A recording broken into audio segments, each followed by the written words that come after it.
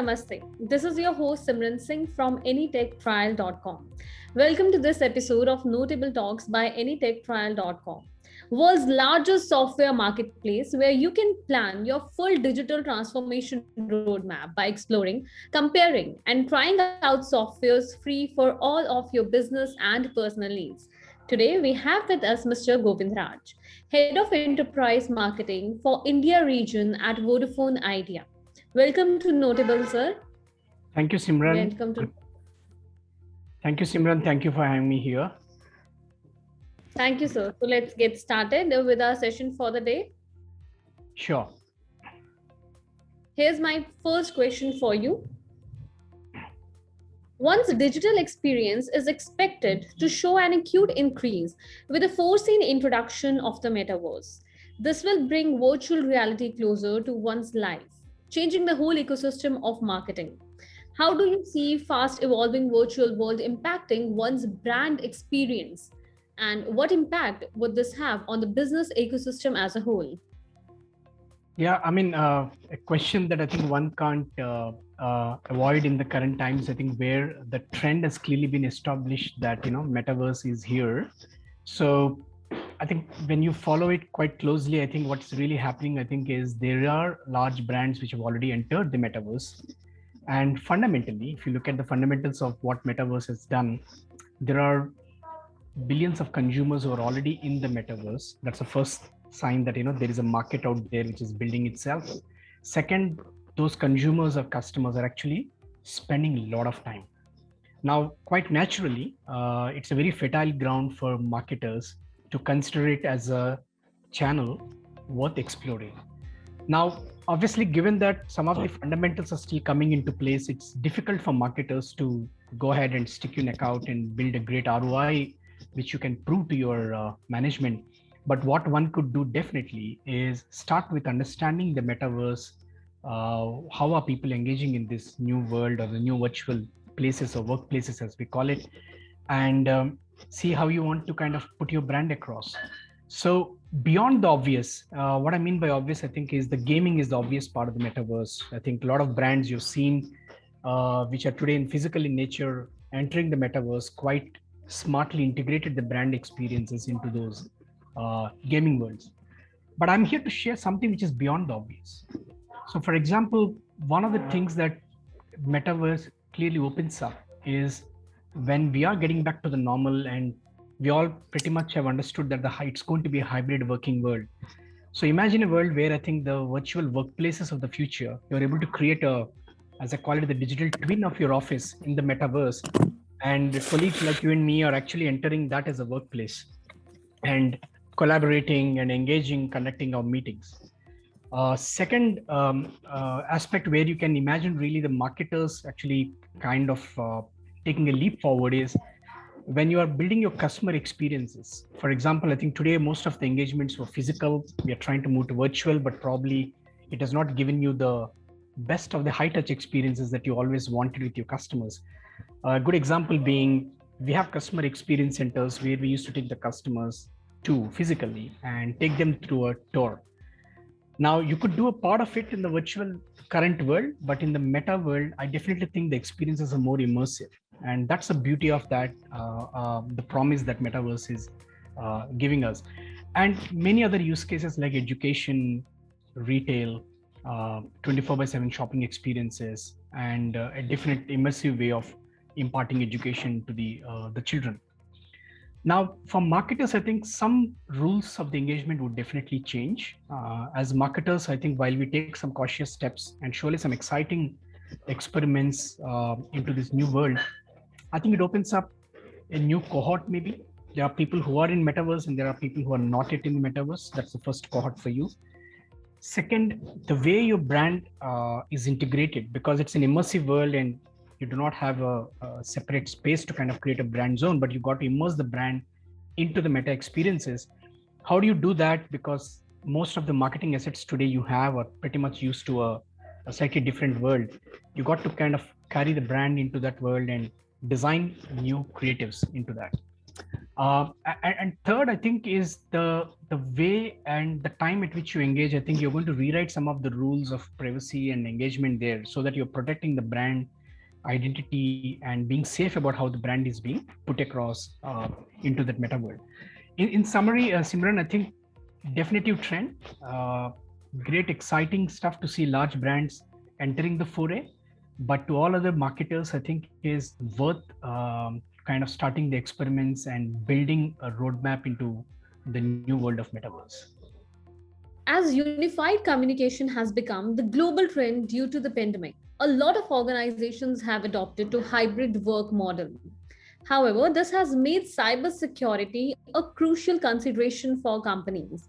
What would you suggest as key steps for companies to achieve a safe working environment for their employees with full data protection? And what does the future of work look like? So Simran, let me, if you're okay, I think respond to the question on the future of work, and then let's kind of see where how security has become paramount. Some of the changes that we've seen during pandemic, which have changed the earlier physical ways of working to completely virtual, are getting back into what you and I know as a hybrid ways of working. And I think that is a ways of working or the future of work, and it's going to stay here. What essentially it means is for large enterprises or small businesses is security becomes paramount. Couple of reasons why. One, at the same time that I think the future of work is changing, the companies have also started accelerating the adoption of digital, adopting technologies like software as a service on the cloud. There were some technology adoption barriers before, but now I think the companies have realized the imperative to adopt digital. And I personally, at V, and some of us call it the era of AD2, where adopting digital was a adapting to digital was a choice before. Adopting digital now is an imperative, and that's the era of AD2 as we call it. Now, in this environment, I think a couple of things have changed fundamentally for us to relook at security. One, the perimeter security we used to call it, which was largely the four walls of the company and some of the assets which are latching onto the network. The perimeters have been broken, and now pretty much the endpoints have become distributed.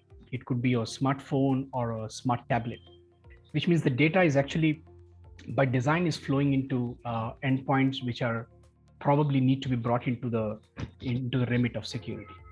Second, I think some of the data and the business sensitive or customer sensitive data is across those devices, and I think it raises a question on how much security is good enough for you. But I think the first steps to me, which indicate that there is a big change in the way that customers look at security, is probably earlier security adoption was largely an imperative for companies in sectors which are very compliance heavy. But now I see small businesses looking at security, be it endpoint security, be it device security or application security, email security, and web, and so on and so forth. So which means that there is a heightened awareness of the need for security. Even in large customers, beyond the ones which are compliance heavy, I think they are looking at, as the cloud is happening and as the endpoints move and the workforce is getting far more distributed than before, relooking at security in multiple of those workforce areas. Like, you're constantly on collaboration communication tools, and we call it the new cave we all live in for at least 8 to 12 hours. So as you spend time on all those applications, I think the expanse of security has definitely grown bigger. So in my view, I think security goes hand in hand with the way digital is getting accelerated.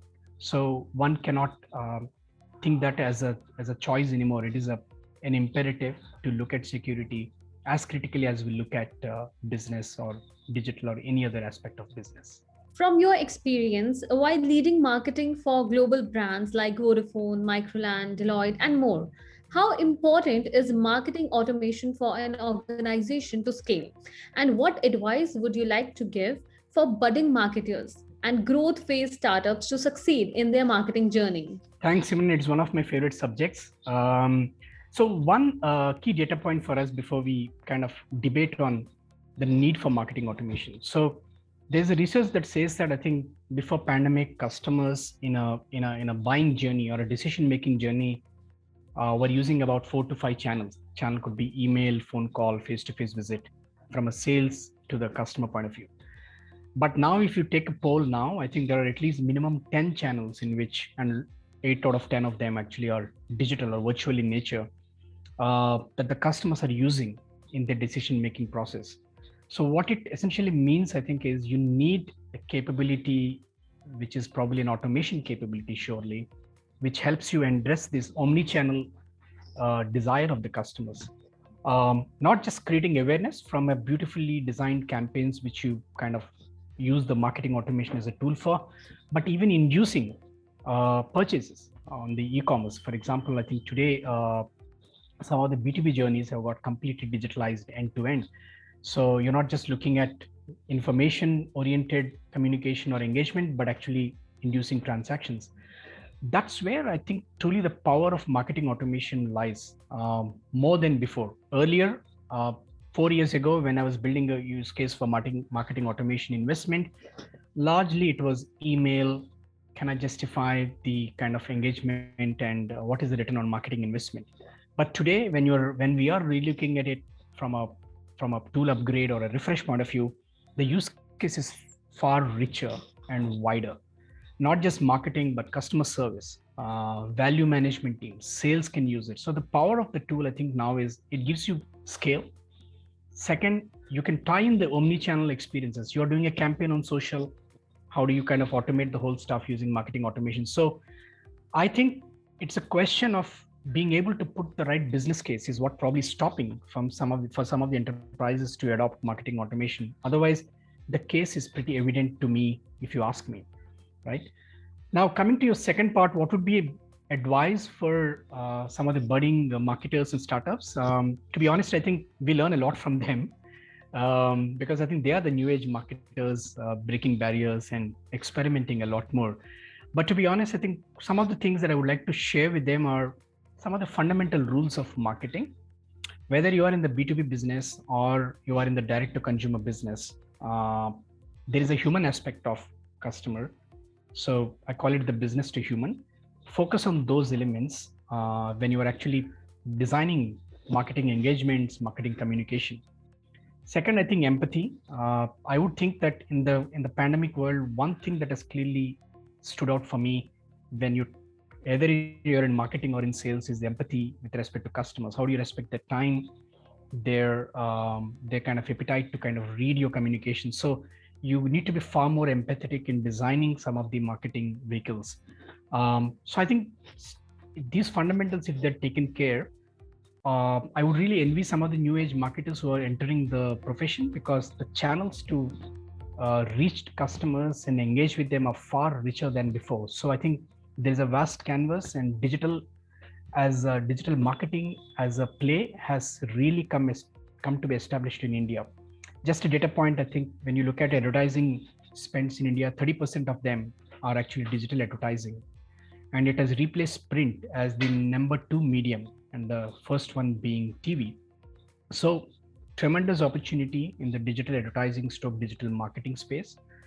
Last thing, from a people and a skilling point of view, I think is build the skill of digital marketing in-house, invest in reskilling and upskilling your teams and yourself, because that pretty much is going to hold you good in the future. With 5G being aggressively adopted globally as a next generation mobile network, how would this change the digital ecosystem that we know today? And what opportunities does it present for marketers to establish the next lead in their marketing strategies? Yeah, I mean, let me share, Simran, some of my experiences through the 5G trials that we did in India recently as Vodafone Idea. And while I think globally there have been some great progress on the 5G deployment and how the companies have benefited from 5G, largely manufacturing, retail, construction. I think there are numerous industries which have benefited with the onset of 5G.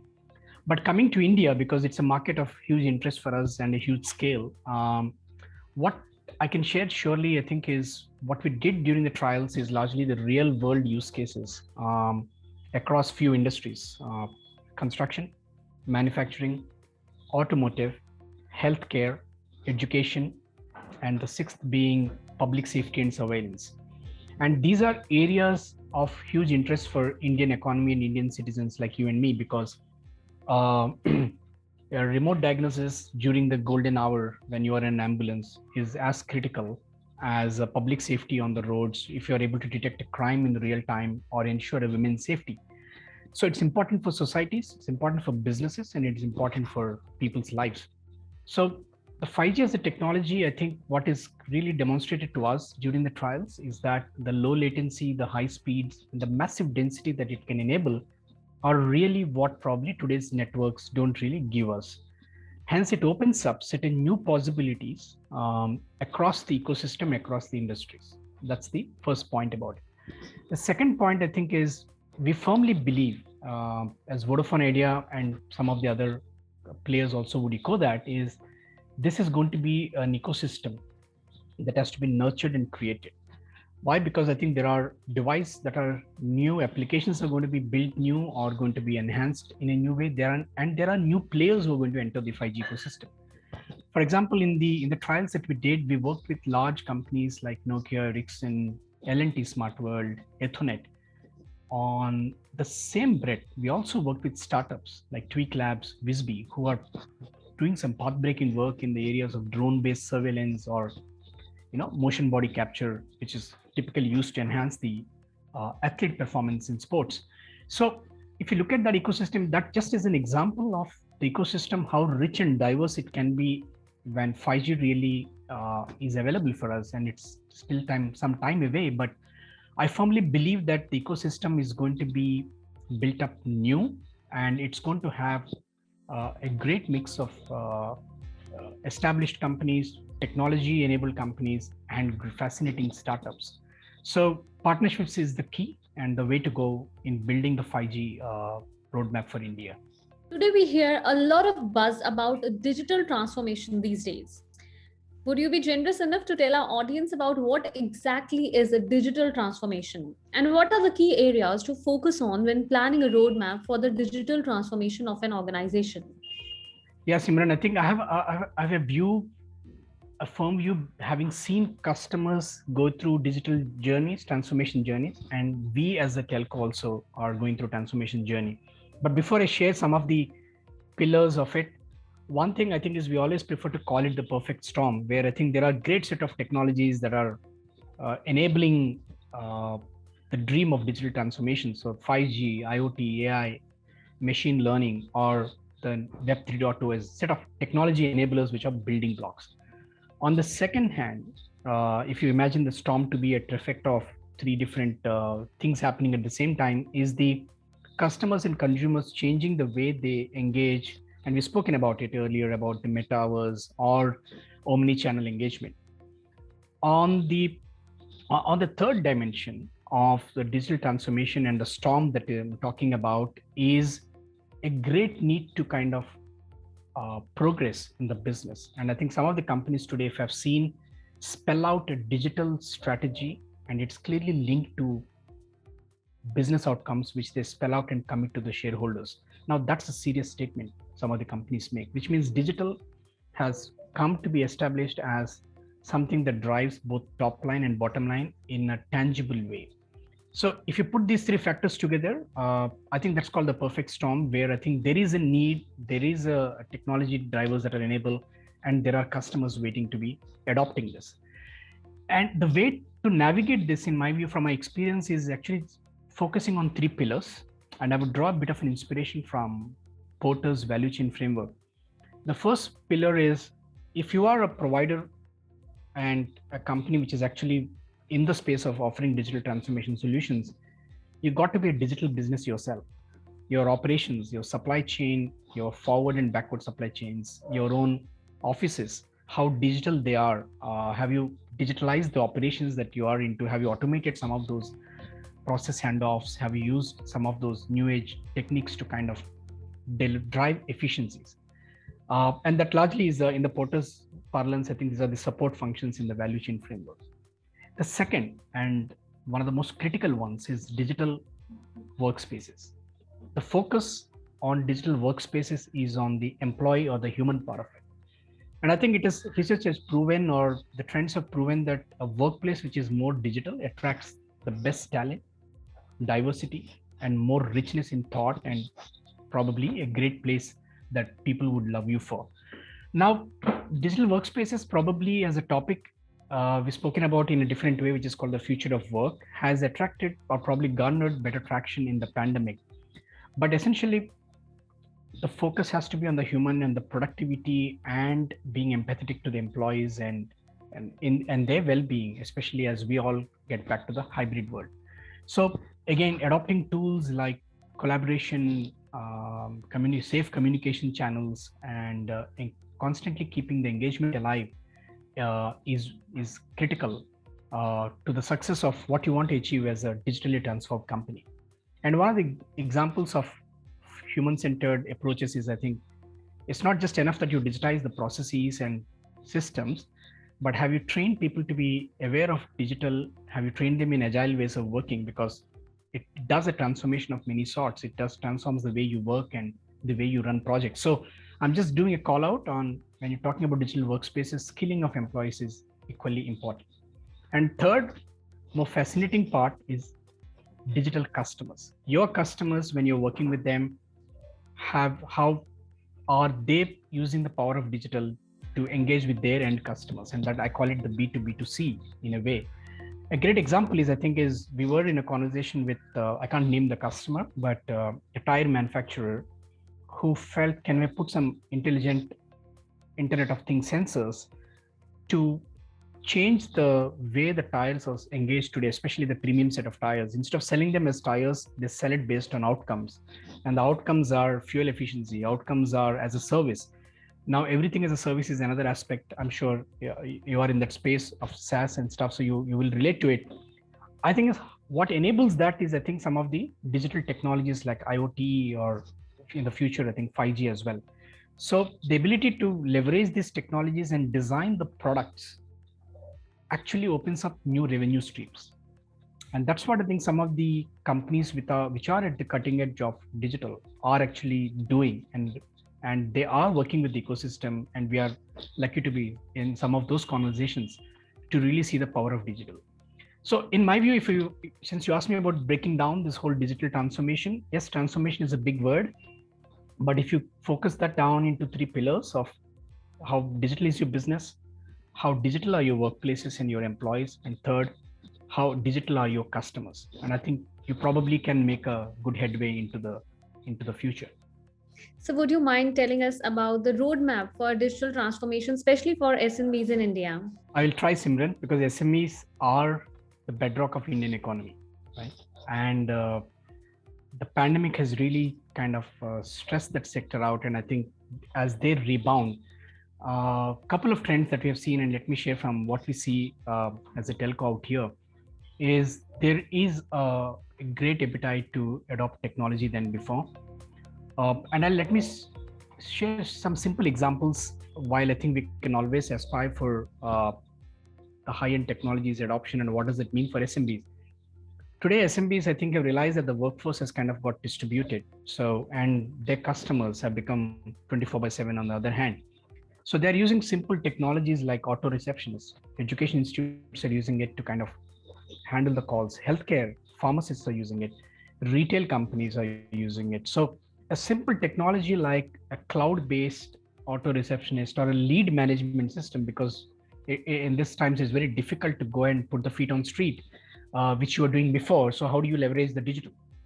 So from there to kind of adopting the website as a starting point of the digital journey, all the way up to, and I'm seeing this as a kind of good trend that is coming about in SMBs, is the hyper local marketing, which means SMBs are willing to go ahead and kind of spend some money in leveraging hyper local marketing using multiple different platforms and tools or automation tools to kind of reach the targeted customers in their hyper local definition. So, and they're seeing some good success. And I think that really shows that the maturity of the SMBs has kind of really increased over the last 1.5 years. Now, one challenge, however, is that I think as providers, we got to be enabling them with the advisory, because it's kind of difficult. It's a big, vast world out there in terms of plethora of technologies and choices. For a large enterprise, you're right, you got a dedicated team which could evaluate for you. But for an SMB, for them, rebounding in this new normal, or the never normal as I call it, is very, very, very critical. And time is of a super critical sense. So how do you make the digital journey faster with sound advisory and easy to adopt products and journeys is going to define the way SMBs actually accelerate their digital adoption in India. So we would love to hear your views about this. AnyTechTrial.com. Simran, I think let me kind of explain what I think AnyTechTrials is beautifully and how it's beautifully positioned in this market. I think if you look at the customer buying journey, and I've just taken an example of SMBs out here, is they're really looking for kind of, do I have a need? Once the need is there, so now what are my choices? So can I very simply find today, for example, I think I'm in a hospitality industry and I want to kind of automate the customer relationship management part of it. So what are my choices? So is there a simple place that I can go and find, and which are the top 3 vendors? Somebody actually has done the research and advised that for this kind of customer segment, here are the 2 to 3 partners that one should evaluate. That cuts the time, a reliability, and you know that you can rely on somebody who has actually done the groundwork for you, which is part of the advisory that I was talking about. That's easing the buying process. And second, obviously, is while you make a choice of adopting a tool, I think you still have one barrier, which is like, I want to test it out, try it out, which is, I think in your parlance, it's called the try and buy. So both these put together, in my view, position AnyTechTrials as in the right spot of the, I would say, the digital transformation or digital acceleration market space in India or abroad. And I think you're solving a beautiful problem. So I think AnyTechTrials is well poised in the future. So this is the most interesting part of our conversation. It's the rapid fire round. So you have to be really quick and you can't take much time to answer the questions. So let's get started. So one word that comes to your mind about skills. Unlearn. Music. Jazz. Transformation. Digital. Mental health. Critical. Yourself. Unconventional. Your preferred productivity tool. Email. One thing you wish you knew earlier in life. How do you build careers? What would you like to be if not a marketeer? Librarian. Preferred collaboration tool. Microsoft products. Your favorite web series from recent times. Slightly dated, Dr. House on Prime. What's your success mantra? Make others successful. Thank you, Govind sir, for sharing such insightful information with us. And thank you everyone for joining with us in this episode of Notable Talks by AnyTechTrial.com. Hope you enjoyed it and looking forward to meeting you at the new episode soon. Till then, stay connected with us at our social channels and AnyTechTrial.com. This is your host, Simran Singh, signing off. Take care and stay safe.